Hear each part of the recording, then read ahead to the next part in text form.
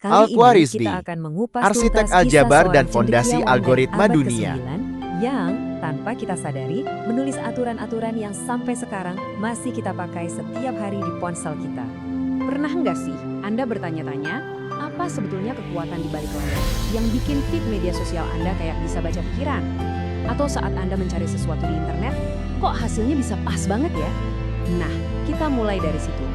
Jawabannya, dan ini yang keren, ternyata bukan datang dari Silicon Valley. Jawabannya adalah sebuah konsep revolusioner yang usianya sudah lebih dari 1.200 tahun. Konsep ini kita kenal sebagai algoritma. Tapi yang menarik, kata algoritma itu sendiri bukan berasal dari Atta, melainkan dari siapa. Oke, kalau gitu, ayo kita putar waktu dan kembali ke masa lalu buat ketemu sama orang yang namanya membentuk dunia digital kita sekarang. Namanya Muhammad Ibnu Musa Al-Khwarizmi. Coba deh bayangin, seorang sarjana Persia dari daerah Khwarizm, sebuah pusat peradaban dan ilmu pengetahuan di jalur sutra kuno di Asia Tengah. Dia ini hidup di puncak zaman keemasan Islam, masa di mana ilmu pengetahuan lagi meledak-ledaknya. Dan pusat dari semua kemajuan itu ada di Baghdad, yang waktu itu bisa dibilang adalah ibu kota intelektual dunia. Dia bekerja di tempat yang super legendaris, namanya Baitul Hikmah. Ini bukan perpustakaan biasa ya, anggap aja ini kayak pusat riset gabungan terbesar di zamannya. Tempat para pemikir paling brilian dari berbagai peradaban berkumpul, menerjemahkan dan mengembangkan ilmu pengetahuan. Nah, di lingkungan yang sangat intelektual inilah, Al-Khwarizmi menciptakan sesuatu yang sangat baru. Sebuah cabang matematika yang lahir dari kebutuhan untuk memecahkan masalah yang sangat praktis. Jadi, masalahnya tuh simple tapi juga rumit. Aturan waris dalam hukum Islam itu kompleks banget. Nah, dia butuh metode yang pasti, yang terstruktur, dan bisa diandalkan untuk menyelesaikan berbagai persamaan. Dan inilah yang membawanya menulis bukunya yang paling terkenal. Dan dari judul buku inilah lahir kata Al-Jabr, yang Anda tahu, sekarang kita sebut Al-Jabar. Di dalam bukunya, dia memperkenalkan dua metode utama yang jenius banget. Pertama, Al-Jabr atau pemulihan, yaitu memindahkan suku negatif biar jadi positif. Kedua, Al-Muqabalah atau penyeimbangan, yaitu menyederhanakan kedua sisi persamaan. Ini tuh kayak resep, tapi untuk matematika. Langkah-langkah logis yang jadi fondasi cara kita menyelesaikan masalah sampai sekarang. Tapi, tunggu dulu. Al-Jabar itu baru satu kontribusinya. Yang berikutnya, ini benar-benar mengubah cara kita semua melihat angka. Dia juga menulis buku penting yang memperkenalkan sistem angka Hindu-Arab ke dunia Arab dan kemudian ke Eropa. Waktu itu orang Eropa masih pakai sistem angka Romawi yang jujur aja ribet banget. Inovasi ini benar-benar jadi game changer. Coba deh lihat bedanya.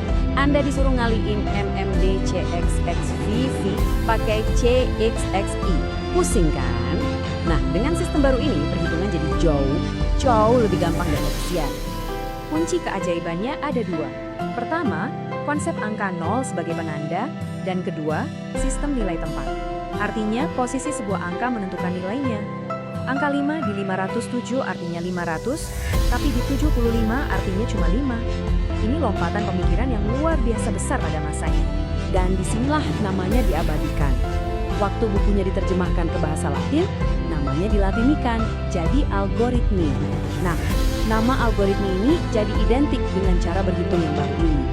Lama-kelamaan, kata itu berubah jadi algoritma, kata yang kita pakai setiap hari.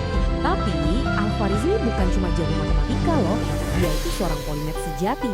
Ilmunya merambah kemana-mana, dari bintang di langit sampai ke bumi di bawah kaki kita. Dia membuat tabel astronomi, mengembangkan dasar-dasar trigonometri, dan ilmunya ini bukan cuma teori, dipakai buat hal praktis, kayak nentuin waktu sholat dan arah kiblat.